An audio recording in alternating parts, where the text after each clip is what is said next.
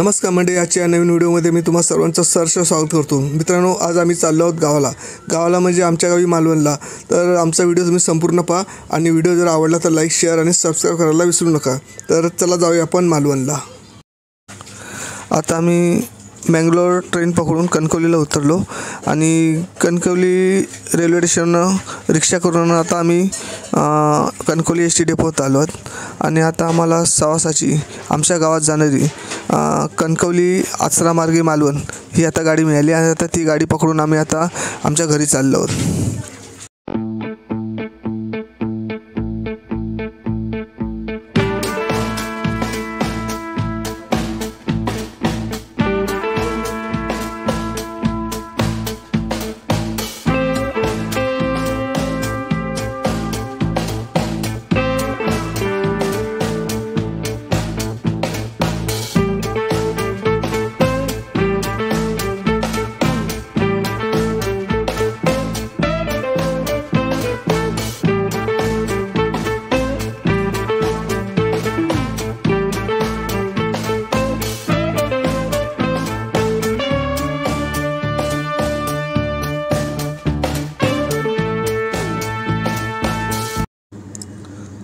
हा बघा, आता आपण जो समोर रोड पाहतात बघा, त्या रोडची किती दुर्दशा झाली। असं वाटतं की ही जी एस टी चालली आहे ती वाळवंटातून चालली आहे, कारण संपूर्ण त्या रोडची अशी दुर्दशा होऊन गेलेली आहे।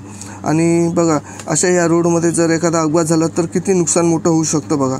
आणि कसं कोकणातील नेते आहेत, फक्त मोठमोठे वादे करतात पण प्रत्यक्ष काहीच काम करत नाही। इलेक्शनला काय होतं, दारू आणि 1000-2000 रुपये वाटले जातात आणि लोक पण कोकणातल्याला समजत नाही, एवढं कोकणातल्या लोकांना की हे नेते काय काम करत नाही, तरी लोक अशा नेत्यांना निवडून देतात। आणि लोकांना कळत नाही की आपल्या मतदानाचा अधिकार किती मोठा आहे, पण ते त्यांच्या लक्षात येत नाही। फक्त 1-2 हजार रुपयासाठी आणि दारूच्या बाटल्यासाठी आपलं मत विकून टाकतात। आणि मग त्यामुळे काय झालं, असे वर्षानुवर्ष पिढ्यानपिढी असंही कोकण हे सगळं मागे राहिले। तुम्ही सांगली साताराला जर बघा, किती तिथे रोडची सुविधा किती असते, किती तिकडचं म्हणजे डेव्हलप झालेला असतो भाग, पण आमच्या कोकण बघा अजूनही मागे राहिलेलं आहे। आणि कसं कोकणात सर्वच लोक आहेत ते मूर्ख नाहीत, 40% लोक शहाणी आहेत, ते योग्य रीतीने मतदान करतात, पण 60% लोक हे दारू आणि पैशाला भुलतात आणि आपला मतदानाचा अधिकार गमावून बसतात। आणि काय होतं, 40% लोक कोकणात हुशार आहेत आणि 60% कसे त्यांना काहीच समजत नाही, पण कसं या 60% लोकांमुळे त्या 40% लोकांचं नुकसान होतं, त्यामुळे कोकणाला चांगला नेता मिळत नाही।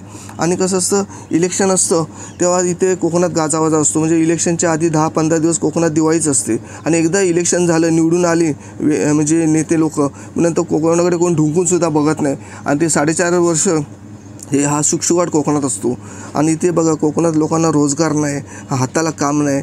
आणि कसं आता हा एक दुसरा रोड पहा, ह्या रोडची पण कशी दुर्दशा झाली बघा। मध्ये तुम्हाला बघा कुठे कुठे डांबर दिसतं आणि साईडने बघा असं लाल लाल माती आहे, खडबडीत माती आहे। आणि असे या रोडवरून आपले एस टी ड्रायव्हर कशी एस टी चालवणार सांगा, याकडे सर्वांचं असं दुर्लक्ष होत चाललेलं आहे। आज लोकांना हाताला काम नाही आहे। मुलं कोकणात मुली चांगली शिकलेली आहेत, पण कसं नोकरी नसल्यामुळे जॉब तरी कुठे करणार, त्यामुळे का तर लोक नाईलाजाने आपलं कोकण आहे ते सोडतात आणि मुंबईला 10-12 हजारच्या नोकरीसाठी जातात। पण मुंबईला पण असं झालं, मुंबईला पण कसं कोण माणसं स्वतः घरात ठेवायला बघत नाही, कारण ऑलरेडी एवढी महागाई झालेली आहे। आणि त्यामुळे कसं या कोकणातल्या शिकलेल्या मुलामुलींनासुद्धा मुंबईला जाऊन पण राहणं अवघड होऊन जातं। हा आता तिसरा रोड पहा, ह्या रोडची बघा काय हालत झालेली आहे। वर्षानुवर्षे रोड असेच पडलेले आहेत, कोण इथे लक्ष देत नाही। आता काय बघा, आता पुढचं इलेक्शन म्हणजे इथे शुकशुकाट। आणि आता पुढचं इलेक्शन जेव्हा आहे ना, त्या 5-6 महिने अगोदर मग कुठे रस्ते खराब झाले असे त्याचे डांबर जाऊन वाचायचं आणि पुन्हा कुठे अशी संरक्षण भिंत बांधायची, एवढीच कामं त्यांची 5 वर्ष असतात, बाकी नंतर काहीच नसतं। आणि नंतर मग इलेक्शन जेव्हा आले मग कार्यकर्ते शोधायचे आणि त्यांना सांगायचं दारू पोचवा आणि पैसे पोचवा घरोघरी, एवढं काम असतं। आणि कार्यकर्त्यांनी कळत नाही की आपण स्वतः नुकसान करतो आहे। तुम्ही बघा, जे आपले गुजराती बांधव आहेत बघा, ते समजा एखाद्या पक्षाला मतदान करतात, पण ते कधीच नेत्यांच्या पाठून कधीच फिरताना तुम्हाला दिसणार नाही। ते आपला कामधंदा सांभाळतात, बस मतदान करतात, पण कसं आपला कामधंदा सांभाळतात। कधी त्या नेत्यांच्या पाठून झेंडे घेऊन फिरणे, स्टेज बांधणे, खुर्च्या लावणे ही असली कधीच कामं करत नाहीत। आता बघा या महिला जे आहेत ते सर्व महिला बचत गटातले आहेत. तुम्ही सांगा आता या 15-16 महिला मिळून एखादा महिला बचत गट स्थापन करतात आणि समजा लाडू बनवणे, समजा एखादे पापड बनवणे, असे म्हणजे गृहोपयोगी अशा वस्तू त्या बनवतात. आणि तुम्ही आता एवढ्या महिला असतात तर त्यांच्या जर वाट्याला महिन्याच्या शेवटी पैसे किती येणार आहेत? आले तर किती 2-2.5 हजार रुपये येतील. मग त्या 2-2.5 हजारामध्ये या महिलांचा कसा घर चालणार? म्हणजे कसं रोजगारची आता काही संधीच राहिलेली नाही. तेच जर आता जर कोकणामध्ये जर एखादी ऑफिस खोलले असते, जर कंपन्या खोलल्या असत्या तर कसं लोकांना हाताला काम मिळालं असतं. पण ह्याने कसं जे खाल्ले ते विनाशकारी प्रकल्प काढले कोकणात, मग तिथे कसं कोकणचं नुकसान होऊ शकतं. ते मग कशी लोक आंदोलन करतात आणि काय आल्यानंतर ते प्रकल्प पण बंद पडतात. त्यात जर कंपन्या ऑफिस असते ते लोकांना काम मिळालं असतं. मग लोक कशी गाव सोडून मुंबईला गेलेच नसते, सर्व कोकणात राहिले असेल. तर या अशा म्हणजे महत्त्वाच्या गोष्टी कोणच लक्ष देत नाही. आता तो विमानतळ आहे, चिपी विमानतळ, ते पण आता काय बंद पडण्याच्या मार्गावर पडलेलं आहे. ते आता काही दिवसात पण बंद पडू शकतं. त्याकडे बी कोणाचं लक्ष नाही. तसेच कोकणामध्ये आता तलाठी, ग्रामसेवक तुम्हाला कधीच जागेवर सापडणार नाही. आता तुम्ही जर 7-12 काढायला गेलात तलाठी ऑफिसला तर कधीच तुम्हाला तो तलाठी जागेवर दिसणार नाही. आणि कसं ती त्यांच्या ऑफिसमध्ये अशी कॉन्ट्रॅक्टमध्ये अशी मुली ठेवलेली असतात. मग ते सांगतात की भाऊ ह्या गावात गेले, भाऊ त्या गावात गेले, म्हणजे तलाठ्याला आपल्या कोकणात भाऊ बोलतात. मग तुम्हाला ते एकच त्यांचा निरोप असतो, भाऊ आज नाही येणार, दुपारी येतील. आणि लोकांना काय एवढा वेळ असतात, मुंबईची लोकं कसं 4-5 दिवस रजा करून आलेली असतात. त्यामुळे कसं तुम्हाला कधीच तलाठी जागेवर दिसणार नाही. आणि असं जो वार असतो तलाठ्यांचा की त्यांनी त्या कार्यालयात थांबायला पाहिजे, त्या वाराला पण तुम्हाला ते कधी तलाठी दिसणार नाही. आणि सेम कंडिशन आहे ग्रामसेवकांची पण ही सगळीकडे बोंब आहे. तुम्हाला ते कधीच जागेवर भेटणार नाही. सांगणार मॅडम इकडे गेल्या, ग्रामसेवक तिकडे गेले, ह्याला कांदळगावला गेलेत, ग्रामसेवक मसुऱ्याला गेलेत, ही अशी ठरलेली उत्तर असतात. त्यामुळे तुम्हाला कधी ग्रामसेवक आणि तलाठी कधीच जागेवर भेटणार नाही. यासाठी कसं नियम कडक केले पाहिजे. पण कसं वरिष्ठांचा पण त्याकडे कांडोळा होत असतो. त्यामुळे ह्यांचं काही वाकड होत नाही आणि हे नेहमीसारखं हे यांचं चालूच असतं अंदाधुंदी कारभार. आणि दुसरी महत्त्वाची गोष्ट म्हणजे कोकणातल्या प्रत्येक माणसाने वर्षातून एकदा आपल्या जमिनीचा 7-12 काढून ठेवायचा. कारण कोकणात अफरातफर आणि भ्रष्टाचार खूप प्रमाणात वाढले आहेत. कसं कोणाची जमीन कधी कोणाच्या नावावर चढेल हे सांगता येत नाही. त्यामुळे दरवर्षी आपल्या जमिनीचा तुम्ही 7-12 काढून घ्यायचा.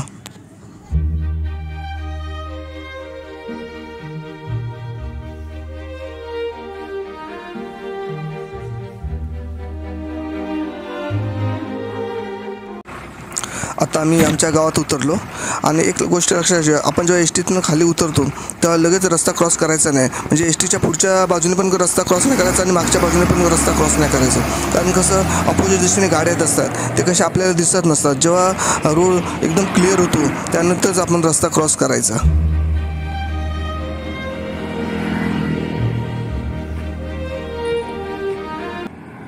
आम्ही आमच्या गावात उतरलो की आमची गावची जी सीमा असते त्या सीमेला आम्ही अशी पाया पडतो आणि आमच्या गावात एंट्री करतो. आता बघ आपण मुंबईत आलो पण एवढं फ्रेश वाटतं गावात उतरलं ना की आपल्या कोकणातलं वातावरण एवढं शुद्ध असतं की चालताना कसं माणसाला एकदम ताजेतवानं वाटतं.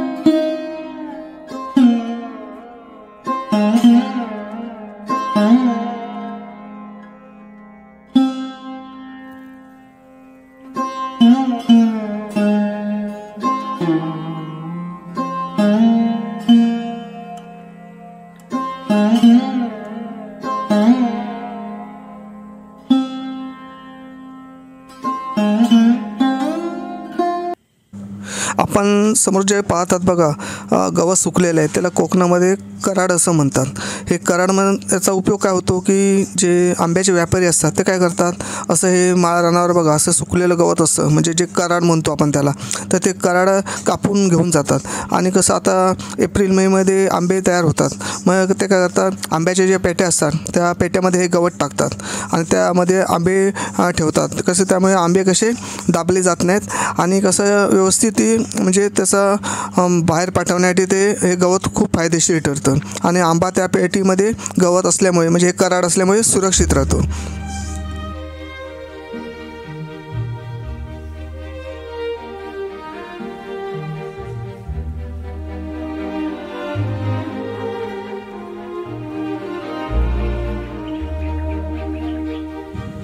आपण जे समोर ठिकाण पाहत आहात ते आहे आमच्या गावातला गवळदेव.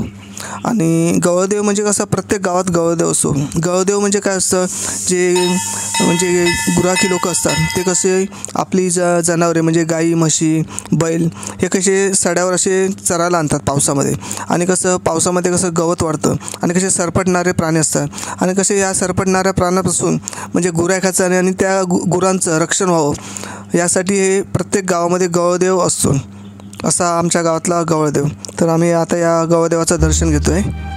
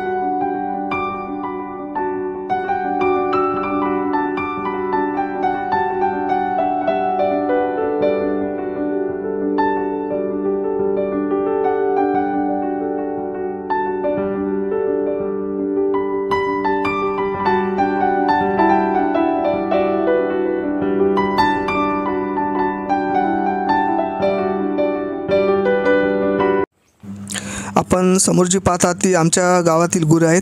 म्हणजे आमच्या गावातील एक सुरेश गावडे आहेत, त्यांची सर्व गुरे आहेत.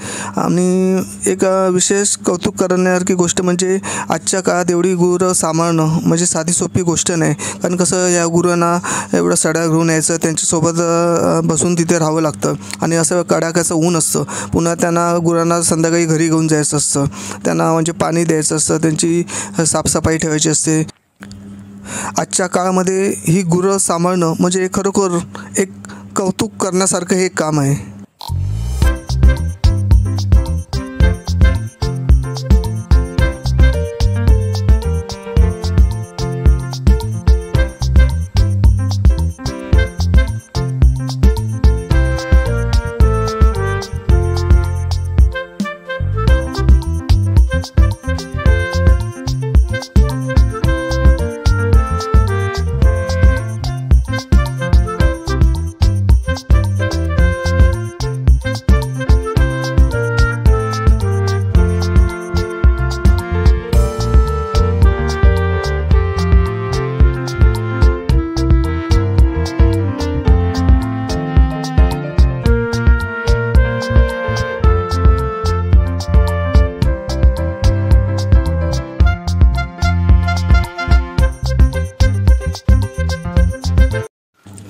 आम्ही आता आमच्या घरात आलो.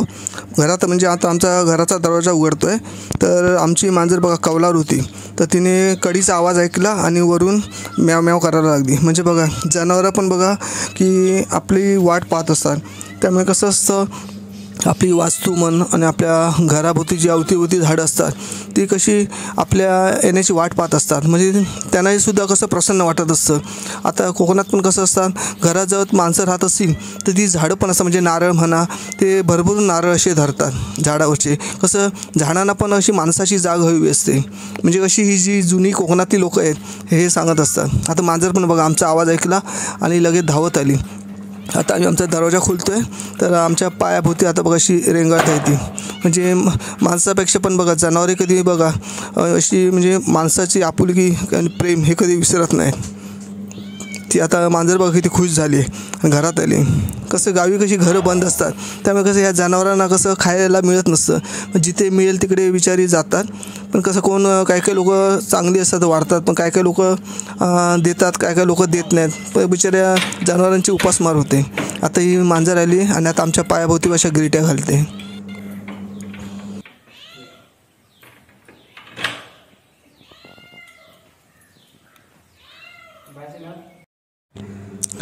सकाळची किती सुंदर अशी सूर्यकिरणं पसरली आहेत आणि धुकं पण थोडं थोडं आता पडायला लागलं आहे सकाळचं. तर आता मी काय करणार, ते झाडाचा जो पालापाचोळा पडला आहे तो आता मी साफ करायला घेणार. कारण घर बंद असल्यामुळे कोकणात प्रत्येक घराच्या भोवती असा झाडांचा पालापाचोळा पडलेला असतो. तर आता मी तो पालापाचोळा साफ करायला घेतो आहे.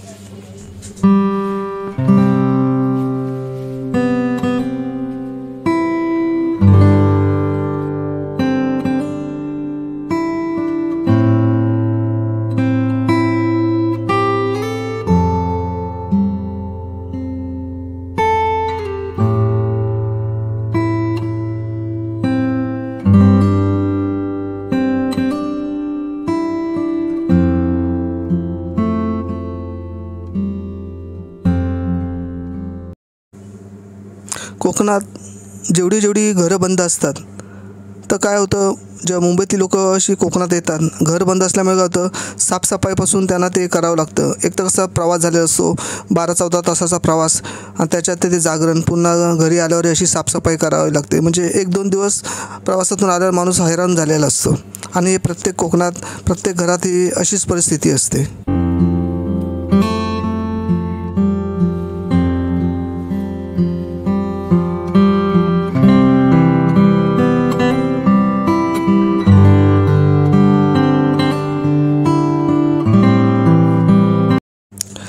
आमच्या घराच्या बाजूला जी केळीची झाडं आहेत, त्या केळीच्या झाडावर केळीचं घड आलं आहे, तो आता आम्ही काढायला घेतो आहे. कारण कसं कोकणामध्ये फळं म्हणजे आंबा म्हणा, केळी म्हणा, ही माकडं आता कोकणात भरपूर झाली. ती फळं आली तर काहीच झाडावर ठेवत नाही. म्हणजे चिबूड म्हणा, आल्या सगळीची वाट लावून टाकतात. त्यामुळे आता कसं आम्ही मुंबईला असतो, त्यामुळे कसं केळीचा घडा मागे आलो होतो तेव्हा आम्ही प्लॅस्टिकच्या पिशवीत झाकून ठेवला होता. म्हणजे कसं माकडांना दिसू नये म्हणून त्यासाठी तो झाकून ठेवला, म्हणून हा घड सुरक्षित राहिला.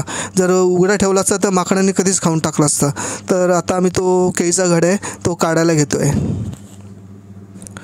लोक मुंबईतून गावी येतात, पण गावी आल्या लोकांना आरामच नसतो. काही ना काहीतरी काम ही कोकणात आले की चालूच असतात.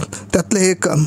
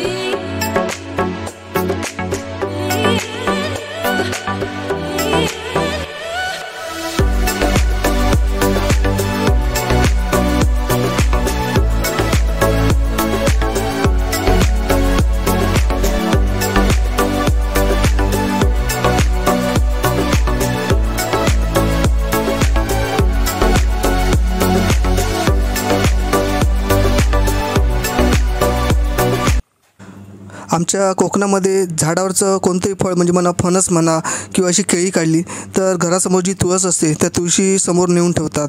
म्हणजे कसं देवाला तो एक मान दिला जातो आणि कसं की देवा तुझ्यामुळे आम्हाला ही फळं मिळाली. त्यामुळे प्रत्येकजण आमच्या कोकणात म्हणजे विशेष आमच्या मालवणमध्ये असे तुळशीच्या समोर असे पहिलं आलेलं जे फळ असतं किंवा झाडावरून जे आपण फळ काढतो समजा एखादा फणस काढला तर असं तुळशीकडे ठेवून त्याला तुळशीला मानवतात आणि मग नंतर तो घरात नेतात. आणि कसं असतं बघा आपण मुंबईत विकत केळी घेतो पण विकत घेतली केळी आणि आपल्या झाडावरची केळी त्यात भरपूर म्हणजे जमीन आसमानाचा फरक असतो. म्हणजे तो जो आनंद असतो तो काही वेगळाच असतो. आता ही केळी तुम्हाला मालवणमध्ये पिकलेली दिसत आहेत पण खरी ही केळी म्हणजे माझ्या सासरवाडीतून म्हणजे वेंगुर्ल्यावरनं बायकोने 2 छोटीशी रोपं आणली होती. ती केळीची रोपं वेंगुर्ल्यावरून आणून इथे लावली होती मालवणला आणि ते मोठी झाडं झाली आणि त्याचं बेट पसरत गेलं आणि त्या बेटापासून मग हे आता आम्हाला ही केळी मिळाली. म्हणजे बघायला गेलं तर या केळ्यांचं उगमस्थान वेंगुर्ला आहे पण झाडं आणली मालवणला आणि मालवणला ही केळी पिकली. आता आम्ही आमच्या देवाऱ्यासमोर घरातल्या ठेवत आहे साईबाबांच्या समोर. ही कशी बघा नॅचरल केळी आहेत आणि मुंबईला काय करतात त्या केळ्यांवर असे म्हणजे असं केमिकल टाकतात आणि ती केमिकलच्या पाण्यामध्ये बुडवून काढतात केळी आणि नंतर ती केळी 5-6 दिवसांनी पिकतात. म्हणजे कसं आपण जे खात असतो मुंबईतलं तर केमिकल खात असतो आणि ही कशी झाडावर पिकलेली आणि कसं विदाऊट केमिकलवाली केळी आणि ही कशी आरोग्यासाठी खूप फायदेशीर अशी केळी असतात.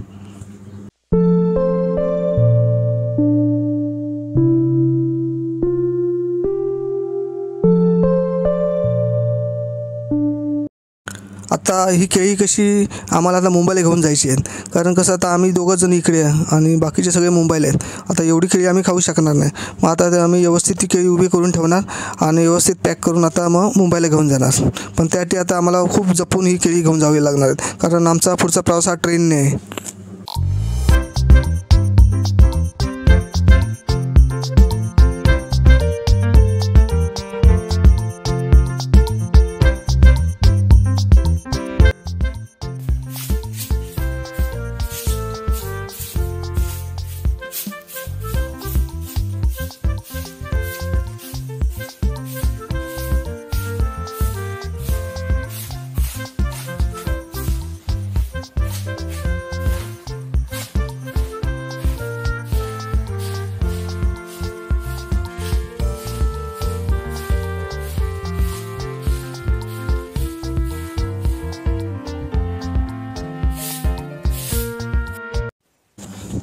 आमच्या घराच्या बाजूला म्हणजे आम्ही एप्रिल मेमध्ये आलो तेव्हा कारल्याची बिया टाकल्या होत्या आणि त्या कारल्याच्या बिया पावसात भिजून त्याला कारली आली आणि भरपूर कारली आली होती.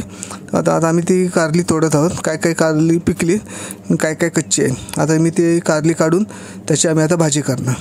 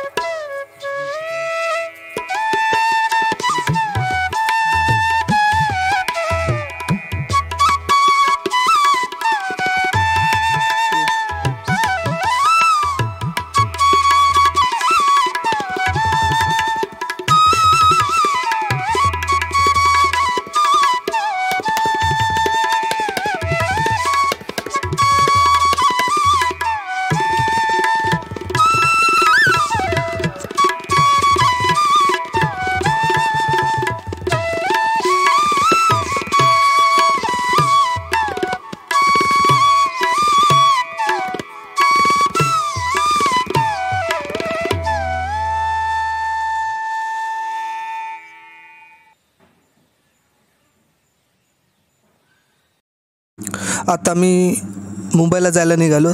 तर आता आम्हाला एस टी मिळाली. आता ती एस टी पकडून आता आम्ही मालवणला जाणार आणि तिथून मग ट्रेनने आम्ही आता मुंबईला निघणार. आपण बघा, जेव्हा मुंबईवरनं गावी येतो तर एक वेगळाच आनंद असतो. पण जेव्हा आपण गावावरून मुंबईला निघतो तेव्हा कसं मन मुंबईला जायची असं इच्छाच होत नाही की आपण मुंबईला जावं. असं वाटतं गावातच राहावं. पण कसं मजबुरी असते आणि कसं पोटापाण्यासाठी माणसाला मुंबई गाठावी लागते.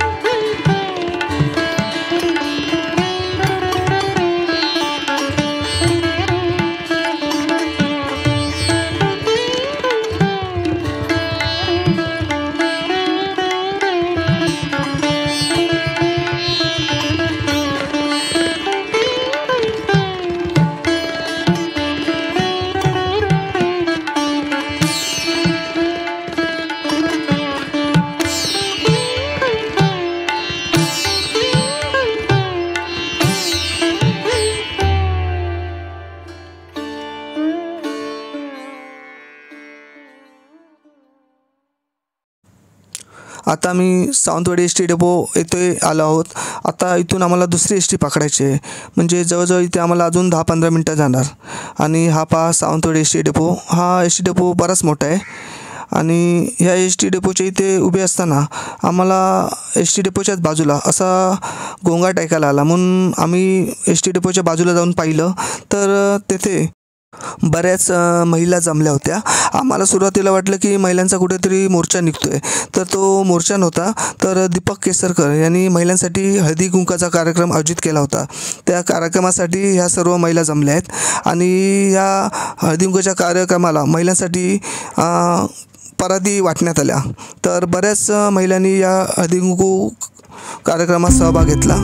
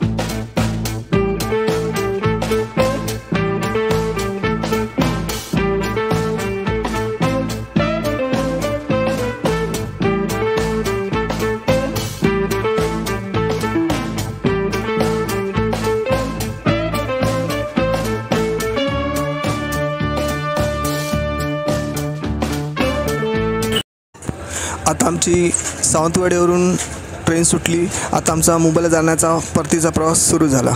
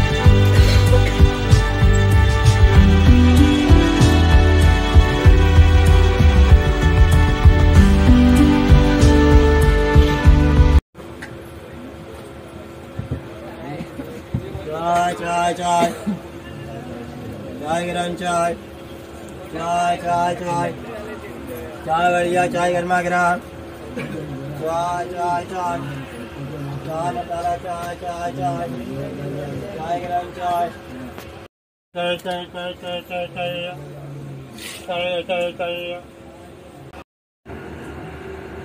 चाय चाय चाय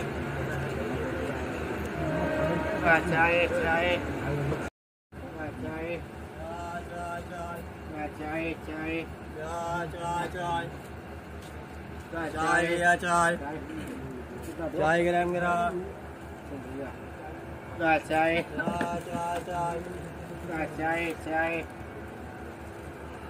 चाय चाय